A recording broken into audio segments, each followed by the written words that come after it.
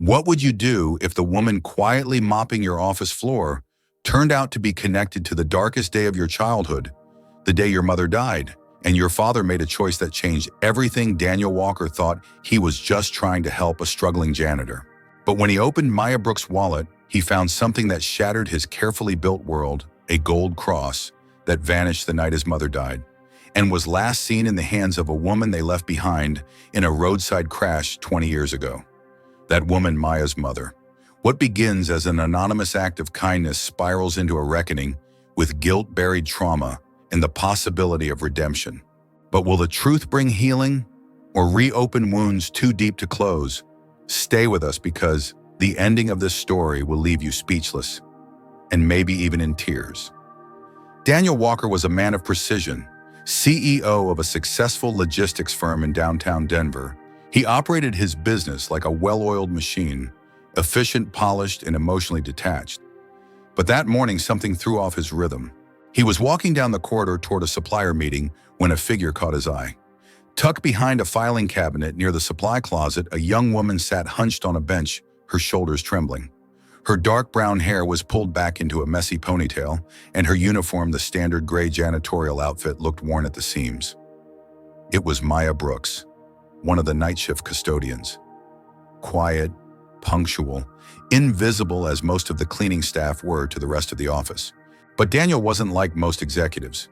He noticed everything, and something about Maya's posture. The way she clutched a folded handkerchief in her lap triggered an ache he hadn't felt in years. "Maya," he called gently, stepping closer.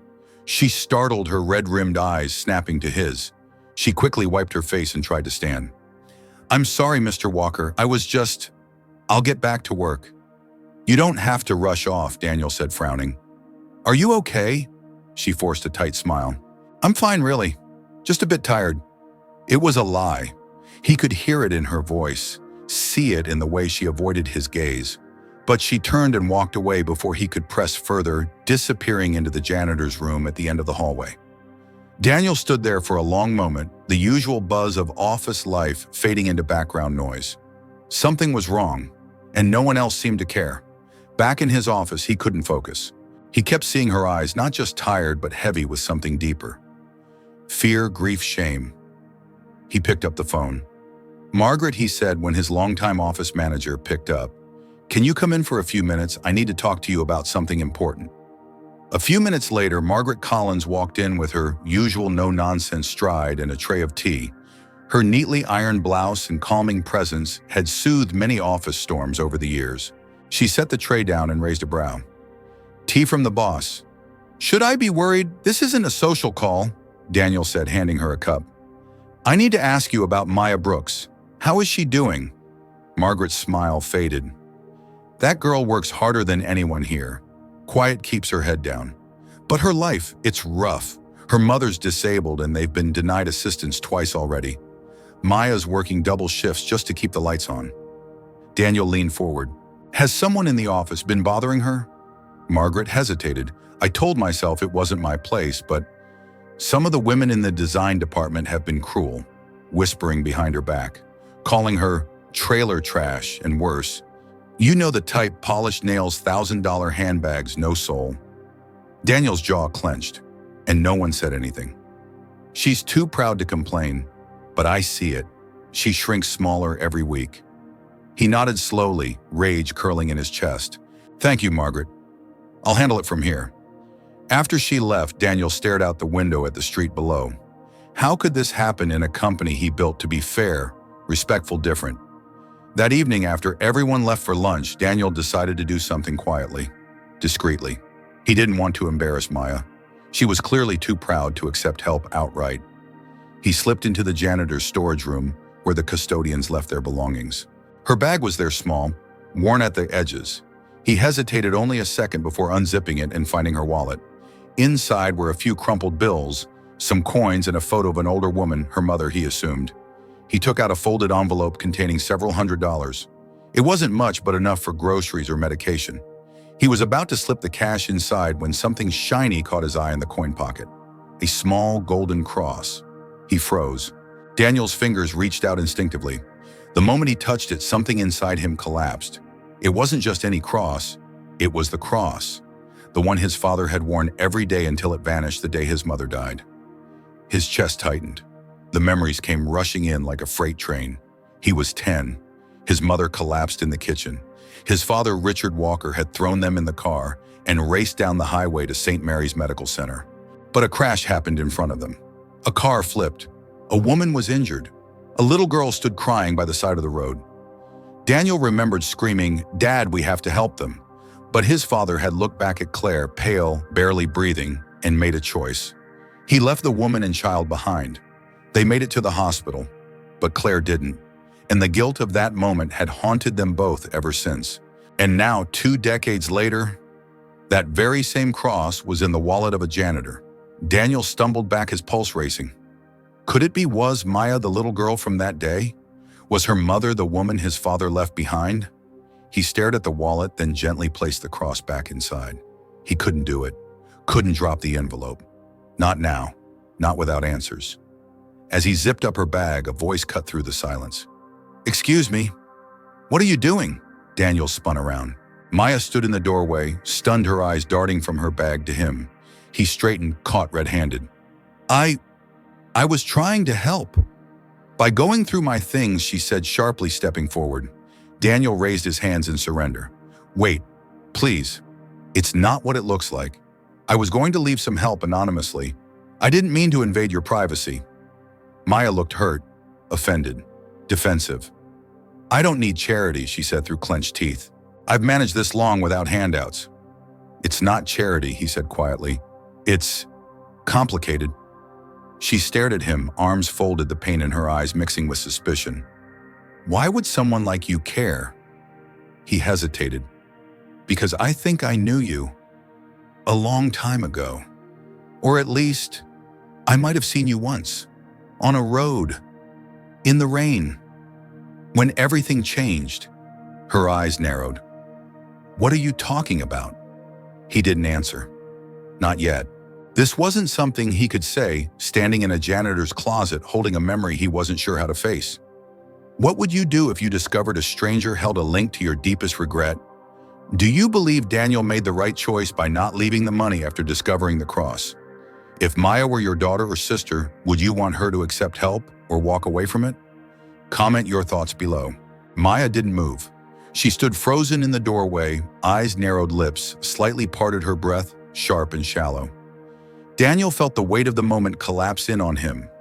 This wasn't just about a wallet or a forgotten memory. This was about something sacred, something that had never stopped haunting him. "I shouldn't have touched your bag," he said quietly. "I know that," she didn't answer. "I saw something in your wallet," he continued, his voice softer now, trying to steady the storm swirling inside him. "A gold cross, small, old, with engraved edges." Maya blinked, slowly, then stiffened. "That cross..." Daniel hesitated, emotion tightening his throat. "It used to belong to my father. It disappeared the day my mother died. In a car crash. We were rushing her to the hospital. And there was another accident, another car, a woman, a child. You." Maya's face went pale. "What are you talking about?" she said, but her voice had lost its certainty.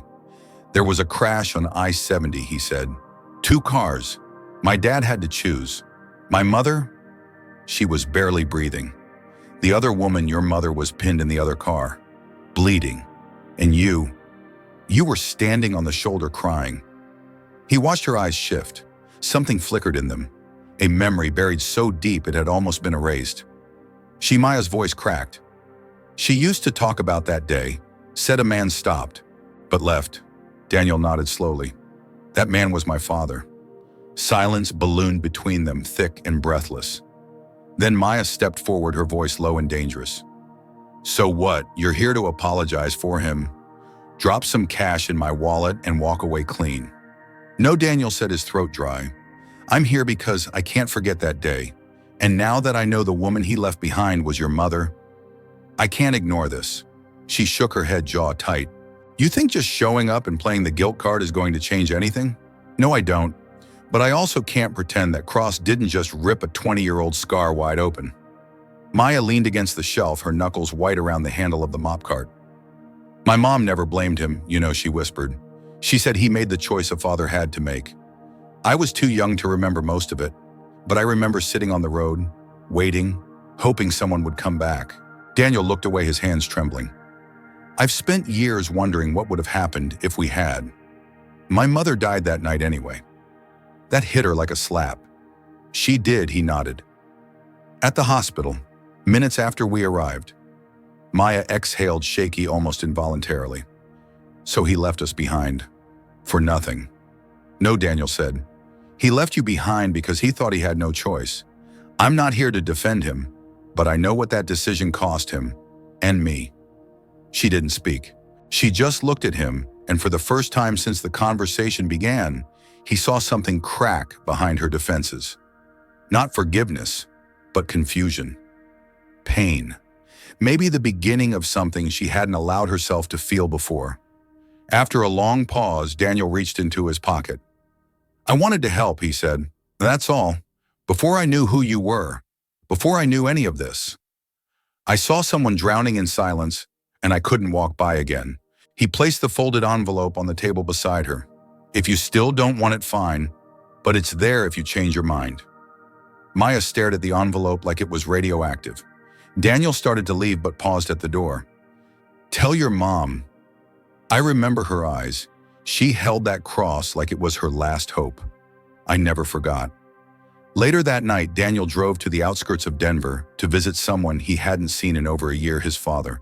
Richard Walker opened the door with tired eyes and a slow, cautious voice. Daniel, this late we need to talk, Daniel said. He sat across from the old man in a living room filled with memories, a quiet house haunted by silence and shadows. It's about the crash, Daniel said. His father flinched, the pain instantly visible in his eyes. I found the cross, Daniel added, in the wallet of a woman who works for me. Her name's Maya Brooks. Her mother was the woman we left that day. Richard went still. You're sure? Yes, Daniel said. And she remembers. And Mom didn't make it. His father nodded slowly, sinking back into the couch as if his bones were caving in. I've lived every day since then with the guilt of that choice, watching her fade in the back seat while I drove, praying I'd made the right decision, and I didn't. You made the only one you could, Daniel replied. But now we have a chance to do something. Richard looked up. Maya's mom, she's disabled, has been ever since. They're barely making it. We can help. You want to write a check? His father asked. No, I want you to look her in the eye. I want us to face the past and give something back, for once. Richard's jaw tightened, then relaxed. Then we will, he said. Set it up. 2 days later, Daniel asked Maya if he could meet her mother. She hesitated. She doesn't talk to strangers. Then let me try, he said. Just once. She finally agreed. The Brooks apartment was small, worn but clean. Maya's mother, Lillian, sat in a worn recliner with a cane by her side. Her body was frail, but her eyes still burned with sharpness. Daniel sat quietly at first, then placed the cross on the table in front of her. I believe this belonged to you, he said. Lillian's hand trembled as she reached for it. Her eyes widened. Where did you find this in your daughter's wallet, he said. My name is Daniel Walker. My father was the man who left you on the road that night. She froze. Maya stood in the corner, watching everything. I came here to say I'm sorry, Daniel continued. Not to excuse it, but to ask if there's anything we can do now to make up for what was lost. Lillian was silent for a long time. Then finally she whispered, That day broke me, but I never hated him. I just wished he'd turned around. Her voice cracked. I thought maybe, just maybe he would. Daniel lowered his head. He wants to help now, he said.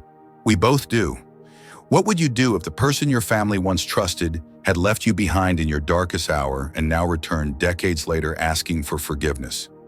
Do you believe it's ever too late to make things right? Drop your thoughts in the comments, and if this story moved you, let us know where you're watching from. Comment your country below and share this video if you believe in second chances. The air inside the Brooks apartment was still almost sacred as Lillian held the gold cross between her fingers. Her hand trembled not from pain, but from the sudden flood of memory. "I thought I'd never see this again," she whispered, eyes locked on the delicate engraving. Daniel sat across from her, his heart pounding.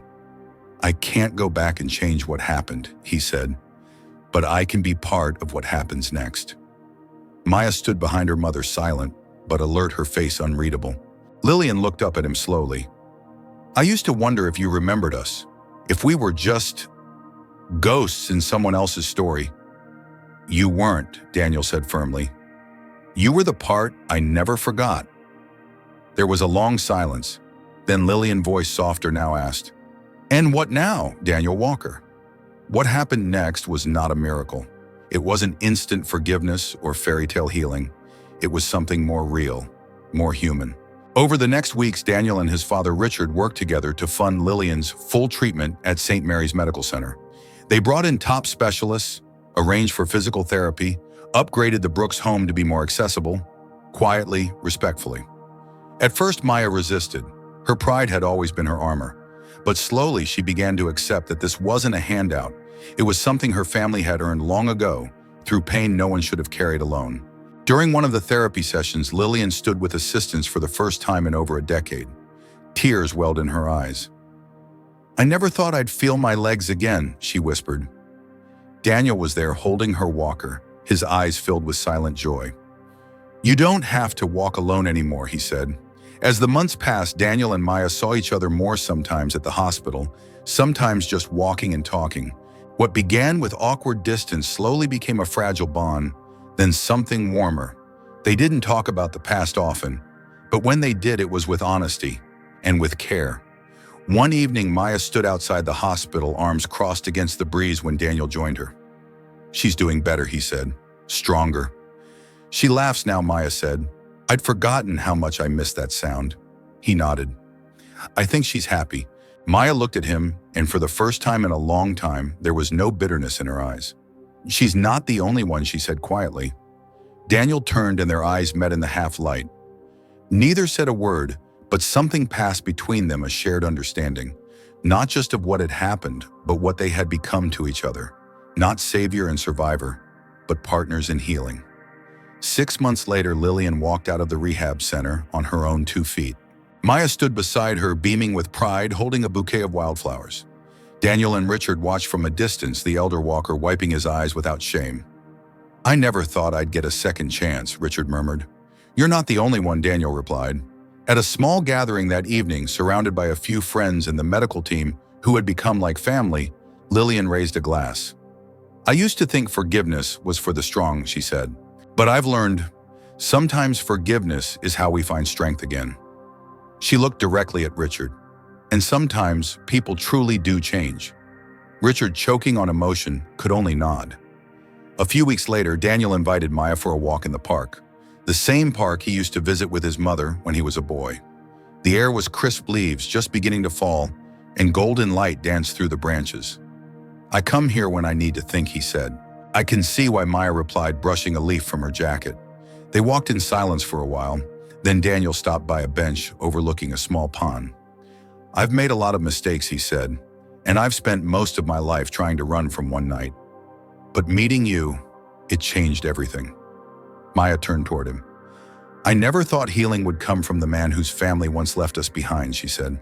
"But here we are." Daniel reached into his pocket and pulled out a small box. "It's not a proposal," he said quickly, grinning nervously. "It's, a thank you for not walking away." Inside was a silver pendant shaped like a tree with deep roots. "It's about growing again," he said, "even after everything."